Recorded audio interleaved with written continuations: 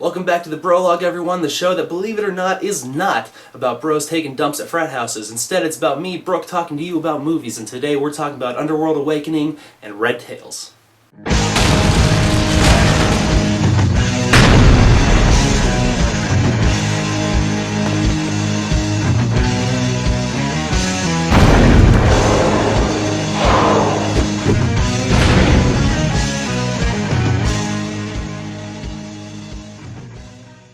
How's everyone doing this week? It's Brooke Hubs here again talking to you about movies. Today we got some good movies to talk about, but before we go I wanted to say thank you for everyone that checked out the first episode, and if you're still with me, appreciate the support. If this is your first time checking it out, my name is Brooke Hubs and I'm going to be talking to you about the movies that I've seen, giving you a little bit of insight about them, and talking about some random stuff.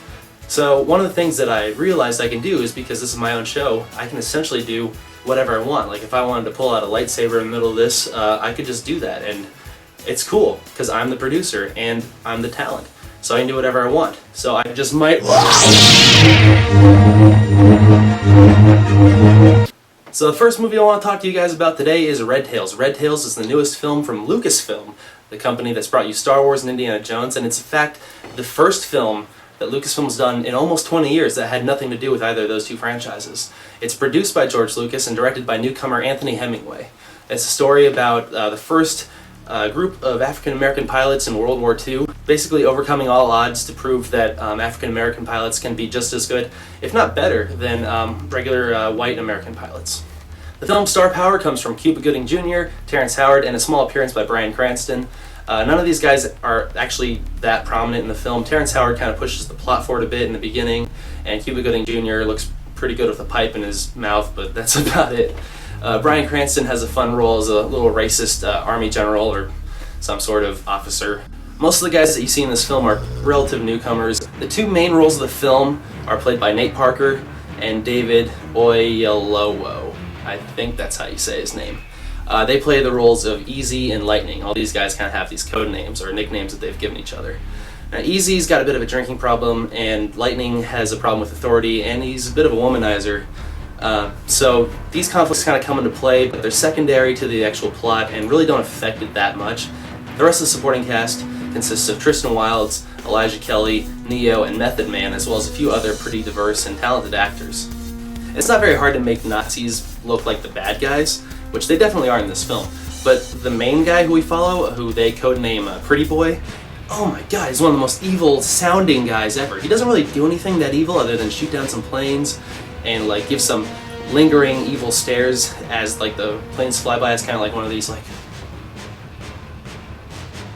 but he just talks like the most villainous guy, even when he's just saying like fly to the right. He's just fly to the right, but in German. The special effects actually aren't that overbearing like they look in the trailers. The film makes pretty good use of them, and sometimes they look a little bit cheesy or cartoony, kind of like Kingdom of the Crystal Skull or Revenge of the Sith kind of style computer graphics, but they really don't weigh the film down that much, and actually by the time that you're into the second battle, you care a lot about the pilots that are in these planes, and so the CGI actually works to their advantage. You actually give a shit what's going on. It's definitely a big throwback to old-time war movies, so anyone that's a fan of war films, you're probably going to like this movie. It really doesn't touch on many other issues that much. Even the whole diversity kind of thing doesn't get as played out as much as you'd think it would in this film.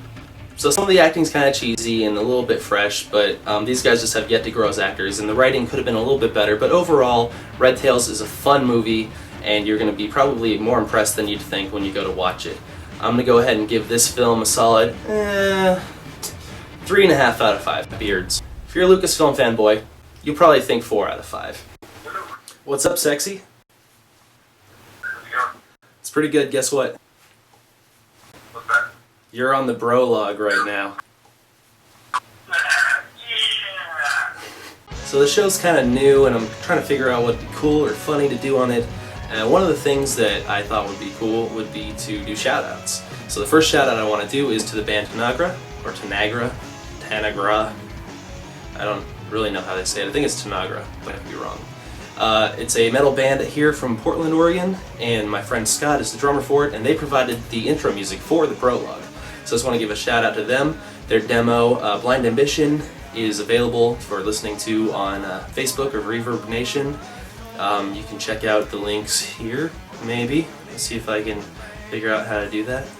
But yeah, no, they're a cool band. You're listening to them right now. They all have really long, like, metal hair, and it's whipping back and forth. I'm making a video for them right now, so here, let's watch.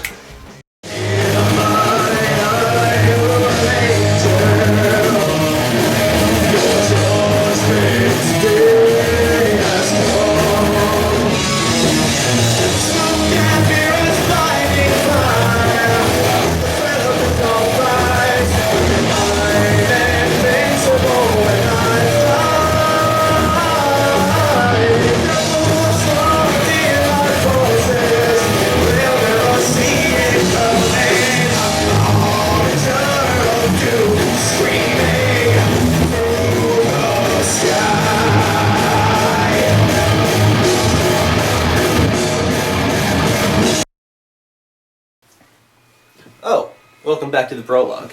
Let's talk about Underworld Awakening. It's the fourth installment in the Underworld series. It's actually not bad. It takes place after all the other ones, and so I was a little nervous about it because of how much I love the supporting characters in the old films. The only returning character in this one is Kate Beckinsale's character, Celine. She's a death dealer, which in vampire terminology in this franchise means that she kills lycans, which are werewolves. To my surprise, though, Underworld Awakening actually sets up almost a whole new universe that works pretty well with the vampire werewolf mythology. It takes place 12 years after Underworld 2, and since then the humans have become involved in the vampire and lycan war.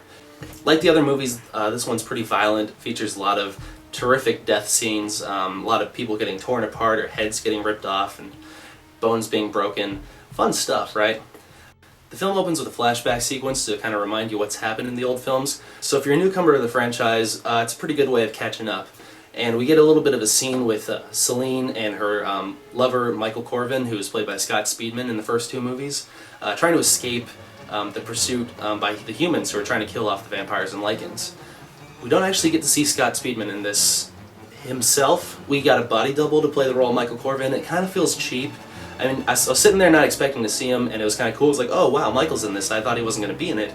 But it's not him, it's a double, and they did an okay job making him look like Scott Speedman, but he's still something a little bit off, kind of like what they did with Schwarzenegger in Terminator Salvation. But when you think about it, though, I mean, he's one of the main characters, and if they couldn't get him back, it's kind of lame. It's not like they got some offshoot villain from 3 movies ago, and like, oh, that's cool, I didn't expect to see him, but it's like, oh, you couldn't even get the main guy back. Oh, I thought we set up the first few films to talk about how he's better than everyone. Never mind. As to the character's fate, I'm not going to tell you what happens because I don't want to give that away. But like most Underworld films, this is full of twists and turns, and not like his character, but like everything. Some of them are pretty cool, and some are kind of weird when you think about them because they negate the premise, but I don't want to tell you.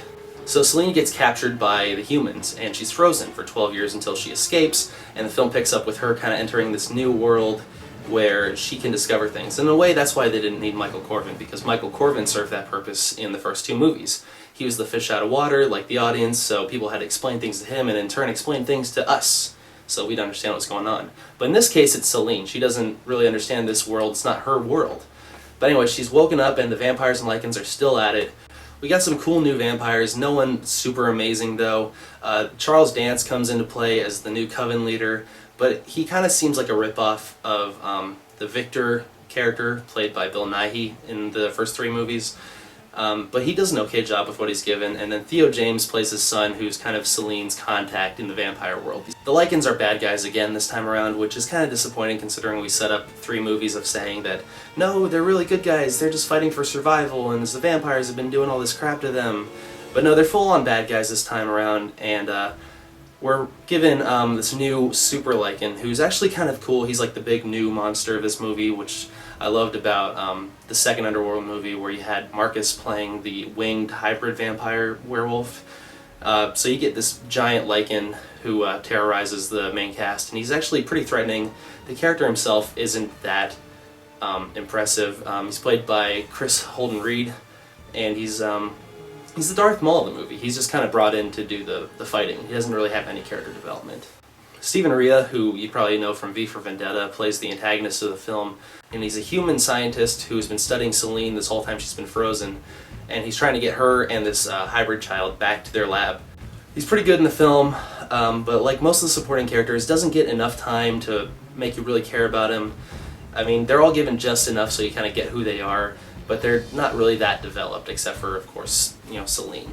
Michael Ealy plays Detective Sebastian, and he's a human character who has a bit of sympathy for vampires. He's given just enough so that we care about him, we like him, and he's a good actor. I've liked him in Flash Forward and a few other things. India Isley plays this hybrid child, half vampire, half werewolf, and she is one of the main focuses of Celine's quest to discover what the hell's going on. If you're a fan of the series, you're probably going to like this one. I found it to be on par with all the other sequels, and I like all of them a lot, so what's that saying? But if you're looking for character development, or really strong story, or some really amazing acting, this isn't really going to be the movie for you. Kate Beckinsale's a little bit flat in her delivery of the lines, and misses a couple opportunities to make Celine a little bit more interesting, but she is what the fans are going to expect her to be, and she does a good job.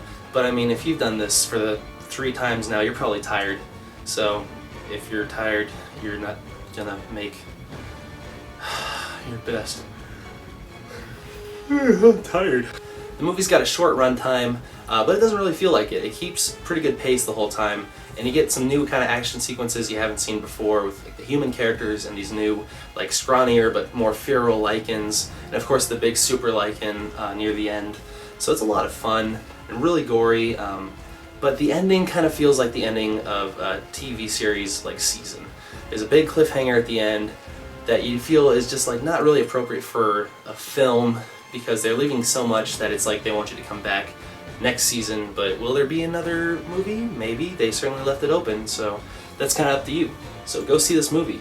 I'm going to give it a 3 out of 5 beards. So thanks for checking out the second episode of the Brolog. There's some cool movies coming out this coming weekend, including The Gray, One for the Money, and Man on a Ledge.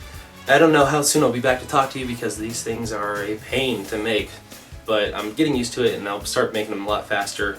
But I'll probably be talking to you at least about The Gray, because I really want to see that one. I mean, it's Liam Neeson versus wolves, and he's going to fight him with his fists and glass on his knuckles, and it's going to be awesome. So once again, my name's Brooke Hubbs, and I want to say thank you for watching the Brolog. See you next time. I was in Jaws! Underworld and what Tails? Red Tails.